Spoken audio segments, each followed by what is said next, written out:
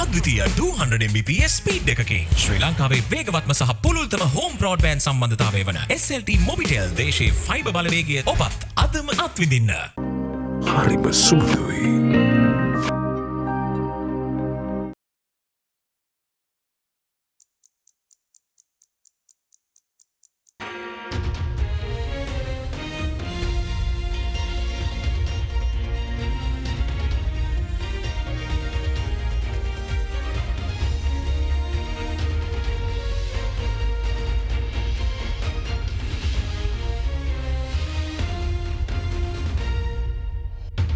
Tonight on First at 9, this Saturday, the 20th of May 2023. Rejected. Minister of Foreign Affairs Ali Sabri summons Canadian High Commissioner to Foreign Ministry. Rejects Canadian PM statements. Rebuked. Wartime commander of Sri Lankan Army Field Marshal Sarath Fonseka rebukes claims of death of over 40,000 civilians. Acceptance. Leaders of G7 countries accept the launch of creditor meeting for Sri Lanka. From AdaDerana, this is AdaDerana First at 9 with Andrew Bernard. Live from Studio 24 in Colombo. Alliance Finance මෙතුරු රන්නයි සේවාවෙන් රන් පවුම්කට රුපියල් 1,70,000ක ඉහළ අධිකාරම. ඔබේ විශ්වාසය දිනු සෙන්සුරයින් දැන් ළඟමැති ෆාමසියෙන් ලබාගත හැක. A very good evening and welcome to AdaDerana 24's English News. In your top story for tonight, Minister of Foreign Affairs Ali Sabri told the Canadian High Commissioner that the statement made by Canadian Prime Minister Justin Trudeau on what was termed as Tamil Genocide Day in Canada on the 18th of May was politically motivated and divisive and was issued a domestic political consumption in Canada. Minister Sabri emphasized that the arbitrary and erroneous use of genocide on Sri Lanka is driven by a small section of the politically motivated anti-Sri Lankan elements in the diaspora, in which is a separatist agenda.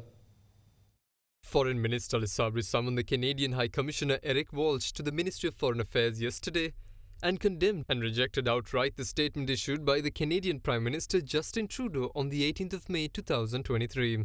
During the discussion, Minister Sabri said that the politically motivated statement was divisive and was issued for domestic political consumption in Canada. He emphasized that Sri Lanka vehemently rejects this unsubstantiated allegation of genocide relating to the country's almost 3 decades of terrorist conflict perpetuated by the LTTE.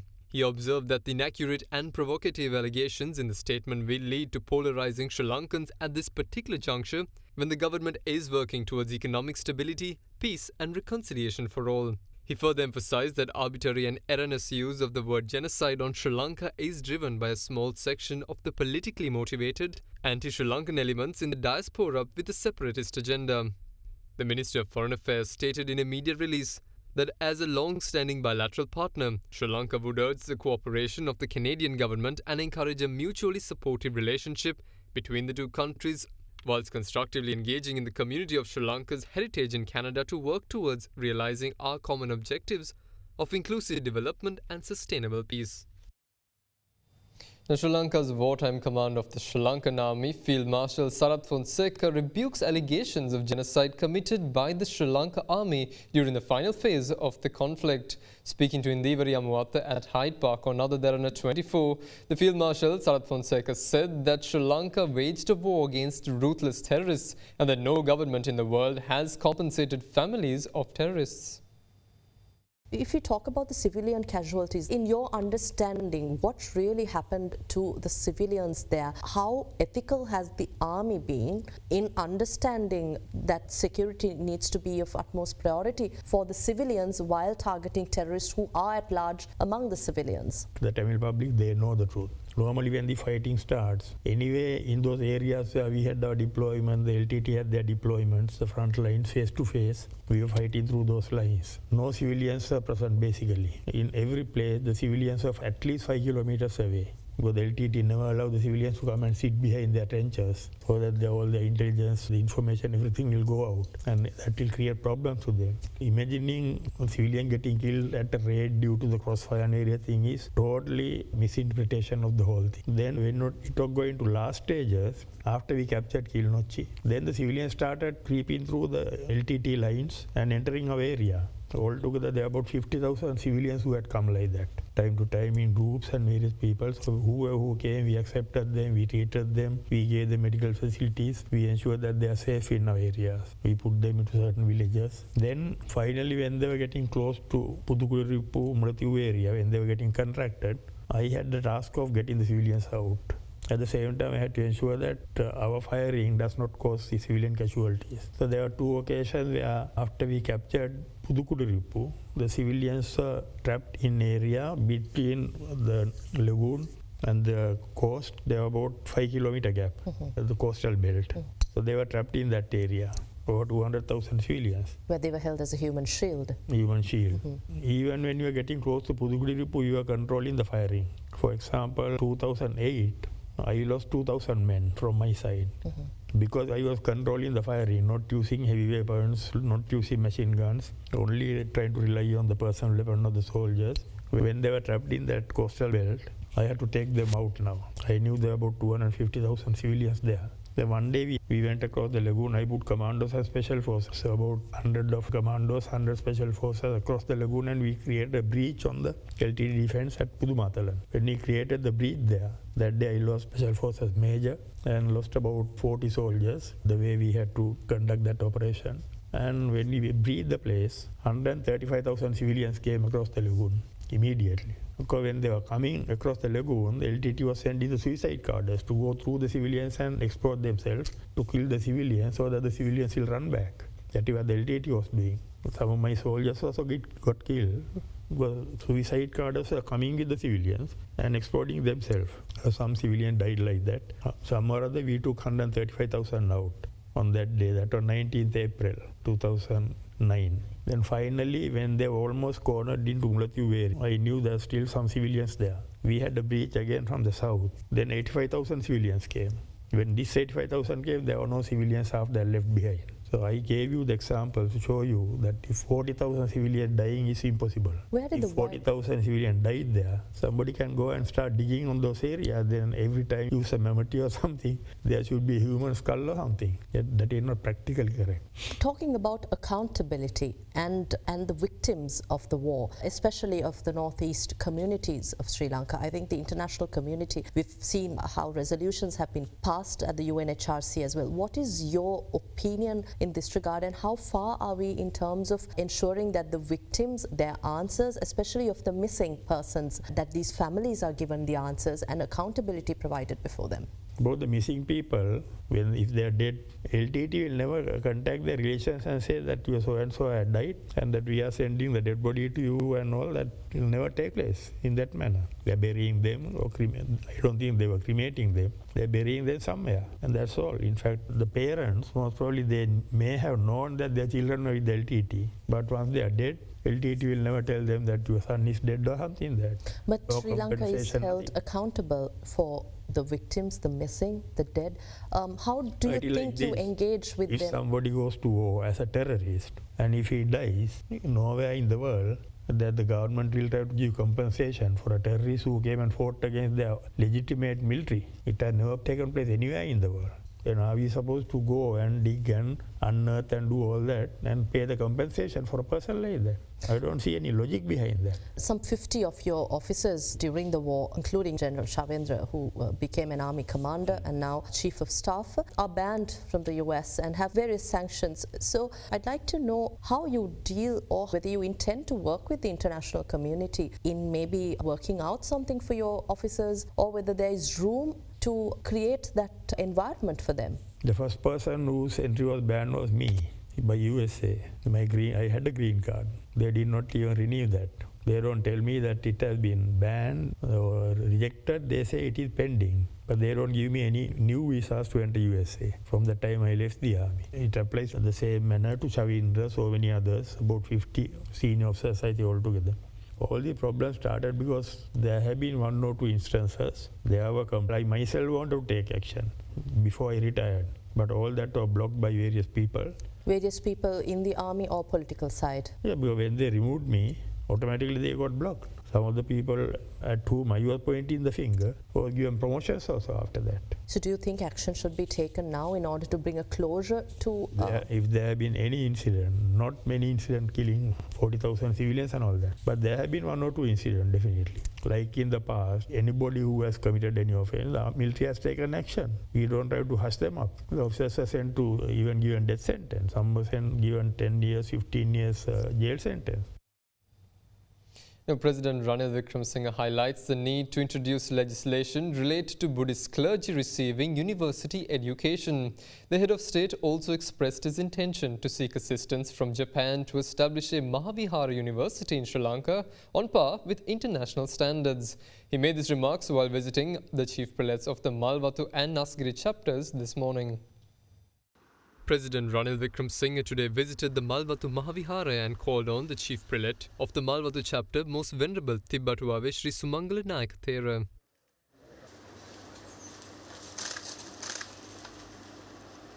He then visited the Askiri Mahavihara and then called on the chief prelate of the Askiri chapter, Most Venerable Varakagoda Sri Gnanaratana Thera, and engaged in a brief discussion. President's Chief of Staff Sagar Ratnaik and Secretary to the Ministry of Buddha Sasana, Religious and Cultural Affairs, Somaratna Vidana Patirana, and several others were also present at the occasion. මම ජපානයේ ගියාම ආධාර ඉල්ලනවා මහාවිහාර විශ්වවිද්‍යාලය ඇති කරන්න. තේරවාද බුද්ධ ආගමයි බුද්ධ ආගම ගැන විතරයි කියන වෙන මොකුත් නෑ. අනුරාධපුරට අපි දැනක් වෙලා එක් කරමු. ඒකත් ජාත්‍යන්තර මට්ටමට ගේන්න ඕනේ. අපි එතෙන්ට ගෙනල්ලා ඒක තේමාව කරගෙන හරමු. තාමම් පිට තායිලන්තයේ මියන්මාවටත් මෙතෙන්ට එන්න කියන්නේ. ඒකතු වෙලා අපි ඒක ජාත්‍යන්තර මට්ටමේ ඒ වැඩසටහන ගෙනියන්න. අනික අර විශ්වවිද්‍යාලයේ වික්ෂුන් වහන්සේ පිළිබඳව නීතියක් මම කියන්නේ. බුද්ධ ජයන්ති ත්‍රිපිටකය ඔබ වහන්සේ කියවනේ ජනාධිපති කැබිනට් මණ්ඩලය අනුමත කරා බුද්ධ ශාසන අමාත්‍යාංශයට යටතේ ඒක වෙබ් කරත කරලා දැන් අපි බාර දීලා තියෙනවා ඒක තව මාස එකමාරකින් දෙකකින් අපේ හඳුනන්නේ ඒ සිංහල පරිවර්තනය දානවා ඊට පස්සේ ඉංග්‍රීසි පරිවර්තනයක් ඒ අතර කරගෙන යනවා ඒකට සංරක්ෂණ පනතකුත් ගේනවා. Now, a shooting incident was reported from Borella this morning, claiming the life of a 58-year-old man. The police said that the unidentified gunman opened fire at around 6 a.m. today near the level crossing on the Leslie Ranagala Mawatha in Borella. Police further said that the victim was on a motorcycle when 2 gunmen on another motorcycle opened fire using a T-56 firearm.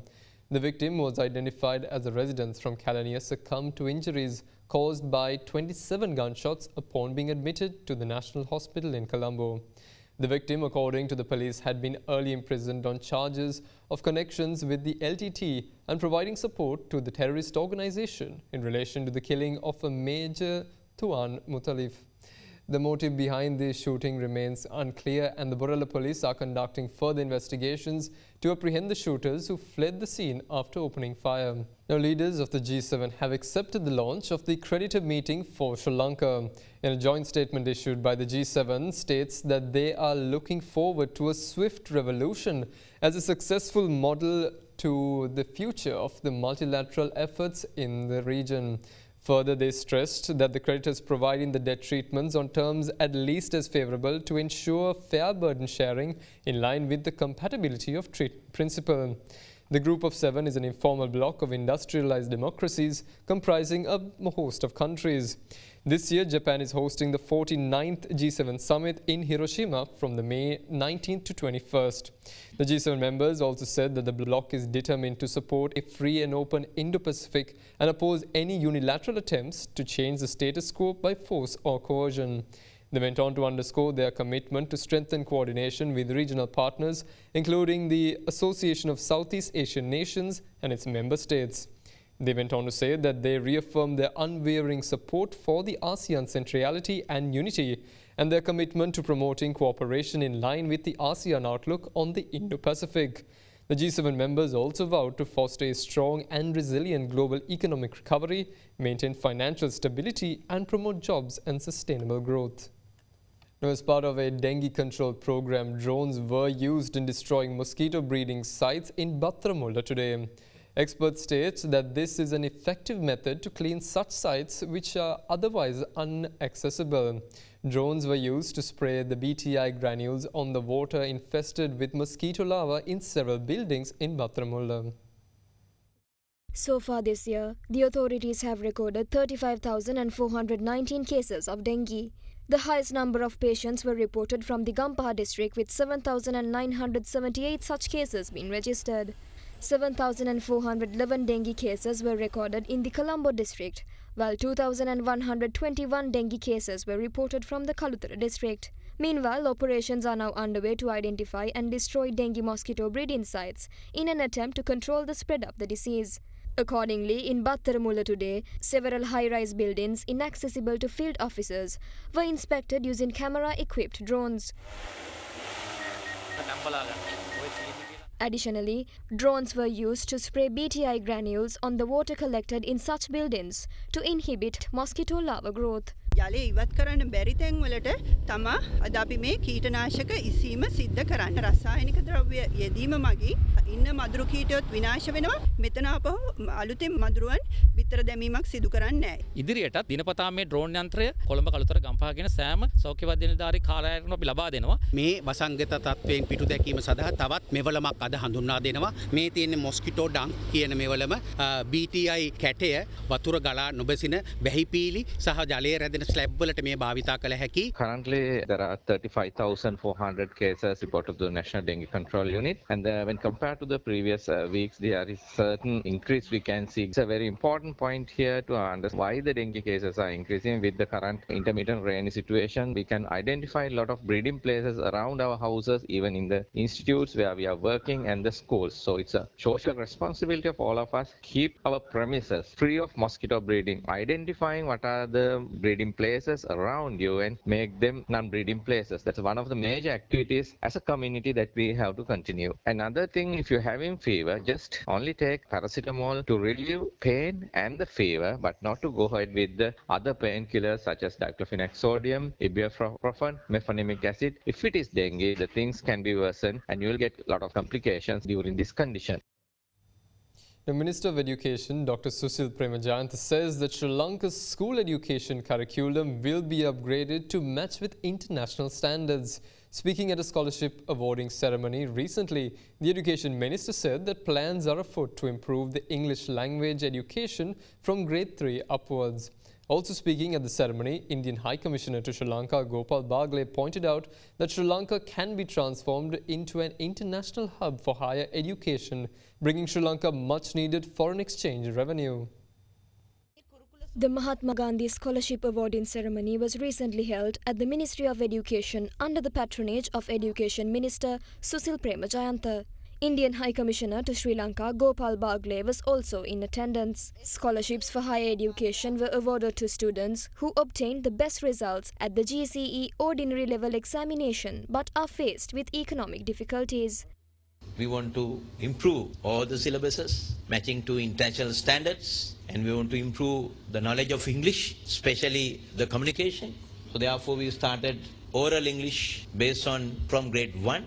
So we will continue at grade 2, and from grade 3 we want to upgrade the syllabuses and the workbooks. So I think our younger generation, with no time, they will equip with communication skills in English language and other languages, IT, AI, science, technology, arts, commerce, all these subjects. So we have a challenging task, though we had some setbacks last year economically, but we are recovering at the moment. Education is an area of very significant focus of India for cooperation with Sri Lanka. This scholarship that you will get is a very humble contribution. There are other scholarships which India extends for Sri Lankan students to go to India and study graduation, post-graduation, postdoctorate in any field that you choose, from humanities to medical science to engineering, computing. You all perhaps would know slightly or somewhat about the advances which India has made in education, in science and technology, in computers, in medicine. You are most welcome. Consider India as your own home. In fact, India and Sri Lanka can actually cooperate to make Sri Lanka a hub for international higher education. Sri Lanka has a very good advantage. It's a beautiful country. It's a great tourist destination. It is also a country which can be made into a tourism and transport hub and energy hub. But together with it, it can also be made into an education hub, because if internationally recognized and famous institutes come here and they work for the higher education, bright future of our students. Sri Lanka can not only educate its youth, but with the cooperation of countries like India, it can also earn a lot of foreign exchange and prevent foreign exchange from going out of the country when the youth go out to study. From India also, every year, thousands of students go out to study. We can actually cooperate to establish institutes which look after universities, which look after the educational needs of our students, of our youth, and not only help them get the best education possible in the world right here in Sri Lanka, but also help Sri Lanka earn precious foreign exchange and prevent outflow of foreign exchange. And we'll be back with more news right after this short commercial break. Stay with us. ගොඩමට පෙරලි කරන බලපුළුවන්කාරයා මහින්ද්‍රා යුවෝ ටීමෝ වෙතින්. වැඩම ගොඩයි ගොඩම තමයි. ස්වරාජ් tractor ටීමෝ වෙතින්. The Sri Lankan High Commissioner to India, Milinda Moragoda, had discussions on the long-term strategic cooperation in the power sector with the Minister of Power and Renewable Energy of India, Sri Kumar Singh.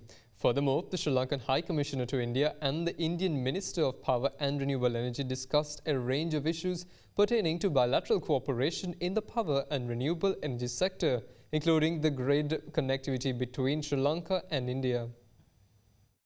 Sri Lanka's High Commissioner to India, Milinda Moragoda, met the Minister of Power and New Renewable Energy of India, Sri Kumar Singh, in New Delhi last Thursday to discuss ways and means of further enhancing cooperation with India in the power and renewable energy sector. The Indian Minister of Power and Renewable Energy and the High Commissioner of Sri Lanka to India further discussed a range of issues pertaining to bilateral cooperation in the power and renewable energy sector, including the grid connectivity between Sri Lanka and India.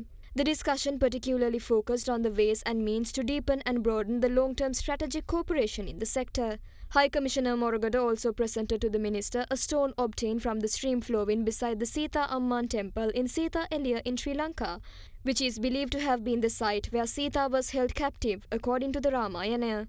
Minister Kumar Singh was a senior officer of the Indian Administrative Service before joining politics and served as the Home Secretary of India from 2011 to 2013. Further, he has also served as a Member of Parliament since 2014. Now, a Sri Lankan migrant worker in Singapore was reported to have jumped off from the 8th floor of a housing scheme in which she was employed in last Thursday. A 42-year-old Nadika Dilshan Fernando, who was employed as a domestic worker in Singapore, was reported to have jumped off from the 8th floor of the housing scheme that she was employed. Nadika departed for Singapore on the 3rd of December, resulting to several financial issues prevailing. She was directed to work thereby by a foreign employment agency in Kurunegala. Her family claimed that the employment agency moved her to a difficult home after she complained about a few issues in the first one.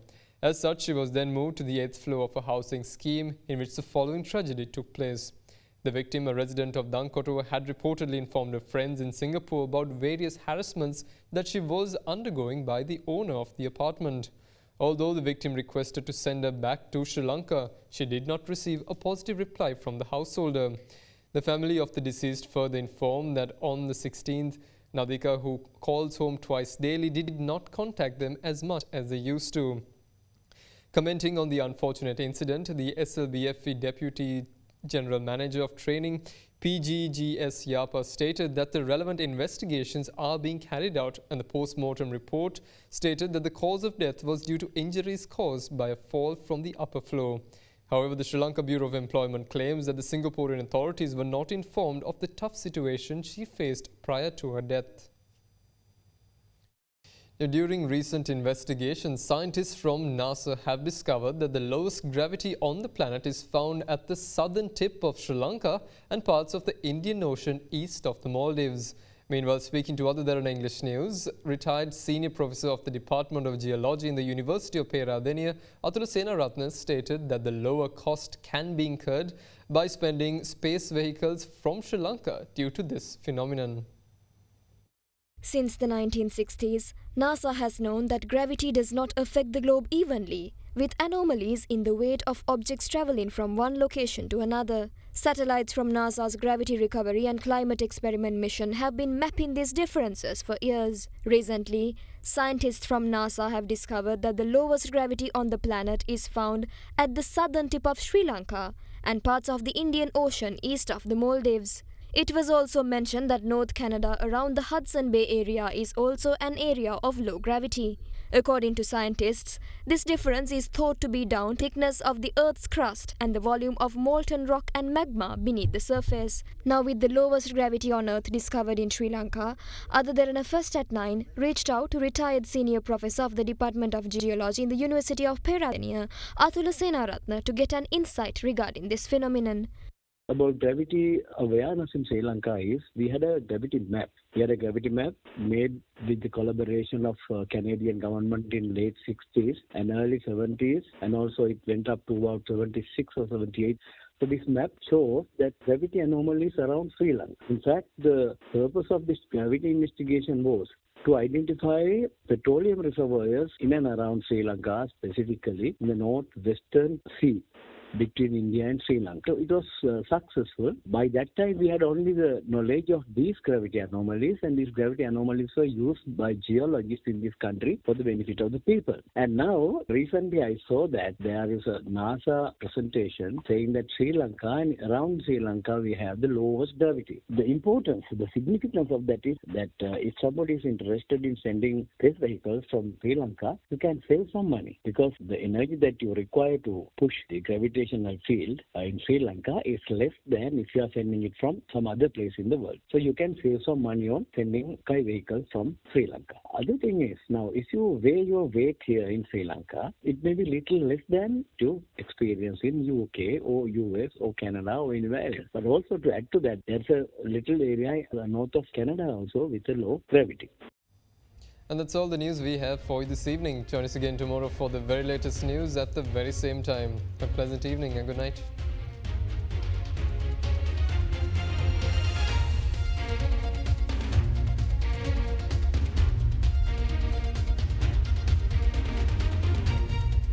For news and information you can trust 24 hours a day, visit AdaDerana.lk.